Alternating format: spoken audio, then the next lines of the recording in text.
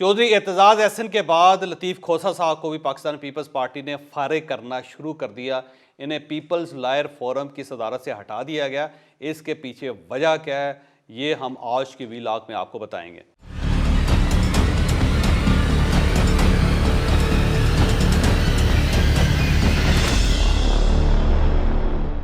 क्या आने वाले दिनों में सरदार लतीफ़ खोसा साहब सुप्रीम कोर्ट ऑफ पाकिस्तान की साइड पर खड़े होंगे या पार्टी की साइड पे, ये भी हम आज के व्लॉग में आपको बताएंगे। सरदार लतीफ़ खोसा साहब पाकिस्तान पीपल्स पार्टी के बानी अरकान में से बहुत पुराने रुकन है। ये उस वक्त स्टूडेंट होते थे जब जुल्फ़िकार अली भुट्टो साहब ने पाकिस्तान पीपल्स पार्टी बनाई और उसके बाद ये नौजवानी में पाकिस्तान पीपल्स पार्टी का हिस्सा बन गए। और भुट्टो साहब ने इन्हें यह भी कहा था कि पाकिस्तान पीपल्स पार्टी जितनी मेरे अंदर धड़कती है इतनी आपके अंदर है, लिहाजा ये पूरी ज़िंदगी पाकिस्तान पीपल्स पार्टी का हिस्सा रहे।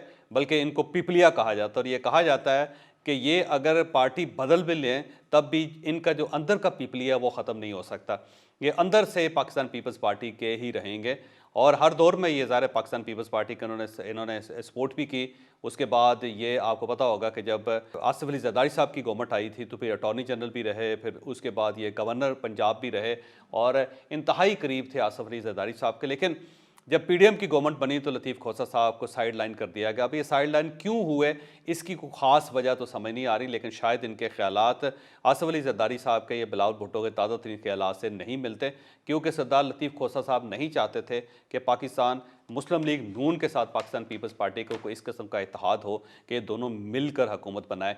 और सेम एतजाज़ एहसन साहब का भी यही व्यू था। ये समझते हैं कि मियां नवाज शरीफ के साथ पाकिस्तान पीपल्स पार्टी का संबंध किसी तरह भी नहीं हो सकता। बल्कि चौधरी एतजाज़ एहसन साहब तो पाकिस्तान मुस्लिम लीग नून के वकील भी रहे हैं। जब मियां नवाज शरीफ साहब के ऊपर त्यारा हाईजैकिंग का केस बना था जनाब परवेज़ मुशर्रफ के दौर में, तो चौधरी एतजाज़ एहसन साहब को इन्होंने वकील किया था और इसके लिए उन्होंने बाकायदा मोहतरमा बेनज़ीर भुट्टो से रब्ता करके उनसे इजाज़त ली थी। क्योंकि जब चौधरी एतजाज़ एहसन साहब को वकील करने की कोशिश की थी मियां नवाज शरीफ साहब ने, तो चौधरी एतजाज़ एहसन साहब ने कहा था कि मैं बीबी से पूछूंगा, अगर वो इजाज़त देंगी तो तब मैं आपका वकील बनूंगा। और फिर जब मोहतरमा से पूछा गया तो मोहतरमा ने इजाज़त दी और उसके बाद ये मियां नवाज शरीफ साहब के वकील भी रहे। लेकिन चौधरी एतजाज़ एहसन का कहना यह है कि उसमें भी मेरे साथ धोखा कर दिया गया था।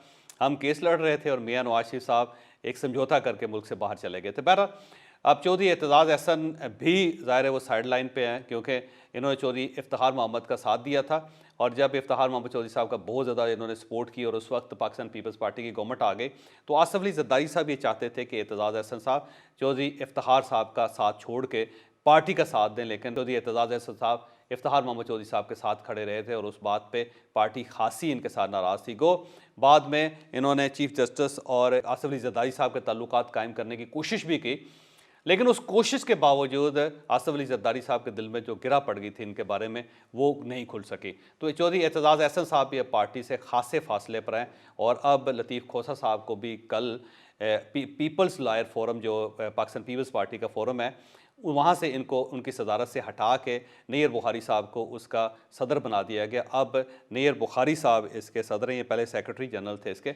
अब सवाल ये है कि इनको हटाया क्यों गया, इसकी दो वजूहात हैं। पहली वजह तो ये है कि इनका जो व्यू है जो मीडिया के अंदर आता रहा लतीफ़ खोसा साहब का, वो प्रो जुडिशरी था। वो लतीफ़ खोसा साहब ये ओपनली कहते हैं कि 184(3) का जो इख्तियार है चीफ जस्टिस का, उसे ट्रिम करना चाहिए था। वो इख्तियार पूरी सुप्रीम कोर्ट ऑफ पाकिस्तान के पास जाना चाहिए था, लेकिन वो ये कहते हैं कि टाइमिंग बड़ी गलत है। अब ये जो टाइमिंग है इसका पाकिस्तान पीपल्स पार्टी को नुकसान तो हो सकता है, फ़ायदा कोई नहीं हो सकता। और फिर ये दोबारा अदालत से टकराव की तरफ बढ़ रहे हैं, तो इनका व्यू थोड़ा सा मुख्तलिफ था पार्टी से। और पार्टी ने कई बार इनको समझाया भी कि आप इस तरह ओपनली पाकिस्तान पीपल्स पार्टी या पीडीएम की जो फ़िलासफ़ी है या इनका जो आइडिया है उससे इस तरह इनहराफ ना करें। लेकिन लतीफ़ खोसा साहब बाज नहीं आए और उनको बार बार बताने के बावजूद लतीफ़ खोसा साहब अपने ख्यालात पर डटे रहे और इनका ख्याल ये था कि हम एक गलत डायरेक्शन में जा रहे हैं जिसका हमें नुकसान होगा। सेम विद एतजाज़ एहसन साहब। एतजाज़ एहसन साहब को भी मुख्तलिफ औकात में मैसेज दिया गया था कि आप प्रो जुडिशरी स्टांस ना लें, आप इस वक्त पीडीएम के साथ खड़े हों क्योंकि पीडीएम को आपकी ज़रूरत है और आप हमारी सपोर्ट बने बजाय इसके कि आप मुखालिफ ग्रुप की सपोर्ट बन जाए। लेकिन चौधरी एतजाज़ एहसन साहब भी पास नहीं आए। एक वजह तो ये थी। दूसरी वजह ये है कि लतीफ़ खोसा साहब ने एक 15 अप्रैल को लाहौर के अंदर एक फोरम रखा है और इसमें वो मुल्क के चोटी के वकला को बुला रहे हैं और सबका ख्याल ये है कि इसमें कोई इंफॉर्मेशन भी है कि ये forum chief justice of Pakistan को अपनी हमायत का ऐलान करेगा। ये कहेगा कि इस वक्त गवर्नमेंट जो है वो सुप्रीम कोर्ट ऑफ पाकिस्तान के साथ ज़्यादती कर रही है। तो लतीफ़ खोसा साहब को इससे भी रोका गया था कि आप ये फोरम ना करें, ना इस किस्म का कन्वेंशन बुलाएं, लेकिन लतीफ़ खोसा साहब नहीं माने और इस पे लिहाजा फिर पाकिस्तान पीपल्स पार्टी ने इनसे डिस्टेंस क्रिएट कर लिया। अब इनको इस ओहदे से हटा दिया गया है और अगला शायद ये है कि अगर ये बाज नहीं आएंगे तो फिर शायद इनकी बुनियादी रुकनीत भी मनसूख कर दी जाए और इन्हें पाकिस्तान पीपल्स पार्टी से फारिग कर दिया जाए। लेकिन लतीफ़ खोसा साहब का ये कहना है कि मेरे अंदर का जो पीपलिया है वो पूरी ज़िंदगी रहेगा, लिहाजा कोई शख्स मुझे पार्टी से निकाल नहीं सकता, ना मुझे निकाल सकता है और ना मेरे अंदर से पार्टी को निकाल सकता है। तो ये बड़े डिटर्मेंट हैं, बड़े इसके ऊपर डटे हुए हैं, मुझे फ़ारिग नहीं किया जा सकता। लेकिन अमली तौर पर इनकी फ़रागत का सिलसिला शुरू हो गया। अब अगला एक सवाल है कि क्या लतीफ़ खोसा साहब के साथ ये होना चाहिए था? मेरी ज़ाती राय ये है कि पार्टियों को वुसअत क़ल्बी का मुज़ाहरा करना चाहिए। इन्हें डिफरेंस ऑफ ओपिनियन जो पार्टी के अंदर है उसे भी बर्दाश्त करना चाहिए और उसे अप्रिशिएट करना चाहिए। इससे पहले मुस्तफ़ा नवाज़ खोखर साहब आप देख लें, सेनेटर भी थे पाकिस्तान पीपल्स पार्टी के और ये नवाज़ खोखर साहब के साहबजादे हैं। नवाज़ खोखर साहब की बड़ी खिदमत है पार्टी के लिए। इन्होंने इवन मियां नवाज शरीफ का साथ छोड़ के पाकिस्तान पीपल्स पार्टी के अंदर शामिल हुए थे और बाकी ज़िंदगी इन्होंने पाकिस्तान पीपल्स पार्टी के साथ गुजारी। तो मुस्तफ़ा नवाज़ खोखर साहब ज़ाहिर है सेनेटर थे इनके और ये बिलावल भुट्टो साहब के तर्जुमान भी रहे, उनके बहुत करीब रहे हैं।